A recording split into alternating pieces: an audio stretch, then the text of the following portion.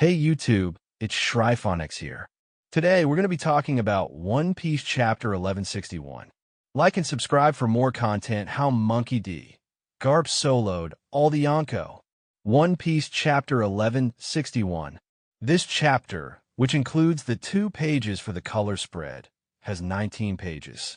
It's been a while since Eiichiro Oda has come up with a creative chapter title.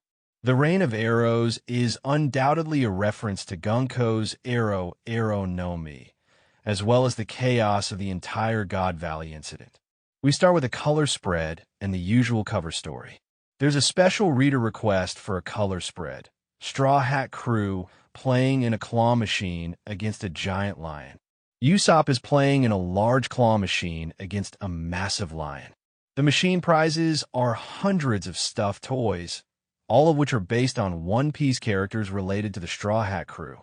For instance, Luffy is carrying stuffed toys of Shanks, Ace, Sabo, Dayton, Garp, Makino, Rayleigh, Whitebeard, and Gaiman, essentially his family and mentors who have helped him grow. Nami carries stuffed toys of Belmir, Nojiko, Jinzo, Herdos, and Vivi, people who are quite connected and dear to her. Zoro and Jinbe are sleeping atop giant stuffed toys of Dori, Bragi, Sol, and Shirahoshi. Sanji throws a buggy stuffed toy to Zoro. Chopper is crying because he's trapped inside the claw machine. Robin is praying to get Chopper, and Frankie realizes they don't have enough coins to play in the claw machine. Finally, Brook is inside the claw machine too, because he's one of the claws. We return to Volume 43 of the Oni Child series, Yamato's Golden Harvest Surrogate Pilgrimage, where Yamato, Momo, and Kinemon are praying in the shrine. The chapter opens with battles raging all around God Valley. We witness Dragon fleeing with baby Shanks and Shamrock, but a laser beam pierces him, causing the babies to fall to the ground. Shanks hits his head and loses consciousness. The attacker is revealed to be the formidable woman with sharp teeth and shades from the previous chapter, who shoots a beam from her mouth akin to a pacifista. Her name is Maffy of the Satchel family, bringing the total number of named celestial dragon families to 13. These families descend from the first 20, including the Nefeltari family that remained in the lower world. Maffy carries a cigar on her left hand and effortlessly grabs Shamrock with her right hand. She discloses that she was sent by the celestial dragon tasked with caring for the babies to prevent humans from being killed by Garling for failing his duty. Maffy is surprised to learn that Garling already has children and that someone is attempting to kidnap them. Despite his injuries, Dragon is determined to save the babies, viewing them as his atonement for his participation in the brutal game of murder as a Marine cadet, following orders without question. When Maffy was about to kill Dragon with her sword, Whitebeard, who coincidentally appeared there along with Shiki, Big Mom, and Kaido, slashed her in half. While hiding behind a tree, Dragon looked so small compared to these 3 titans. Shiki was angry with Whitebeard, saying he was trying to kill him, while Kaido was annoyed with Linlin too. This was because the Rocks pirates had been betrayed by the other pirate crews with them, who aimed to claim their heads to make a name for themselves rather than help in Shaki's rescue.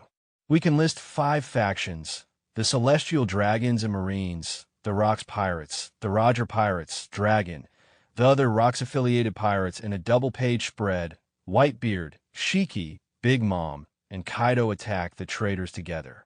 Maffy recovers from Whitebeard's attack, still holding on to Shamrock, and wonders what is happening. By then, however, Dragon has managed to escape while worrying about both kids being taken. To his surprise, Dragon finds Shanks lying unconscious and takes the baby away. Garp notices the big shot pirates close to him, and to catch them, he punches the ground, which forces Whitebeard, Big Mom, and Kaido to dodge the attack. The belligerent Kaido wanted to fight Garp back, but Linlin and Newgate refused to drag things out, so they flee. While fleeing, Linlin merges Zeus and Prometheus into a colossal attack called Heavenly Fire Freeze, but it proves ineffective against Garp, who emerges even more formidable than the four emperors, past or present. Garp mocks Lean's fire, claiming it couldn't even roast a prime rib. Amidst the chaos, Rox rushes to the center of God Valley, contemplating his son and his wife, Ellis, or perhaps even Eris. We transition to the Rox pirates and Roger pirates closing in on the center of God Valley, where we witness Roger engaging in a fierce battle with Whitebeard. Additionally, we observe that Captain John possesses a substantial metal arm, despite being depicted with two intact arms both while alive and as a zombie. Could John be the previous user of the Jiki no Mi? Eustace Kid's moniker is Captain, while John has always been referred to as Captain John. Perhaps this connection hints at their shared devil fruit. Focusing on the fight, Roger instructs Rayleigh to retrieve Shaki. The Marines attempt to apprehend Shaki, but she kicks and defeats them all, even while bound in chains.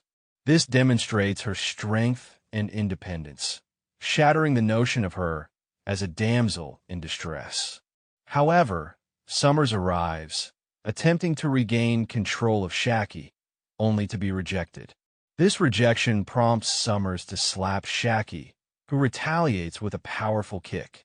When Shaki attempts to attack, Summers grabs her leg and smacks her with his club, resulting in her being beaten on the ground. Summers prepares to kill Shaki, driven by his desire to prevent Garling from acquiring her. In the final two-page spread of the chapter, Rayleigh emerges victorious against Summers, unleashing a new attack called Billhook of the Beyond. Rayleigh's attack stance bears a striking resemblance to Zoro's when he employs the Onigiri technique, suggesting a possible connection to the swordsmanship style or discipline Rayleigh practices. Rayleigh extends his hand to Shaki, similar to Luffy's gesture when he offers his hand to Momonosuke in Zou. Shaki is overcome with tears, and they embrace each other while shedding their emotional burden. Roger and Gabon, too, are in tears, but their emotions are a mix of jealousy for Rayleigh's affection for Shaki and joy at saving her. Rayleigh expresses remorse for the hardships Shaki has endured. The chapter concludes with Roger commanding his crew to seize all the treasure and depart from God Valley.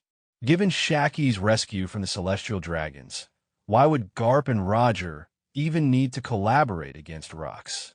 What pivotal events transpired to make the God Valley incident so infamous? This chapter serves as a continuation of the O'Hara incident, but it also features the involvement of two legendary pirate crews. Thank you for watching this video. Please like and subscribe for more content. ShryphonX out.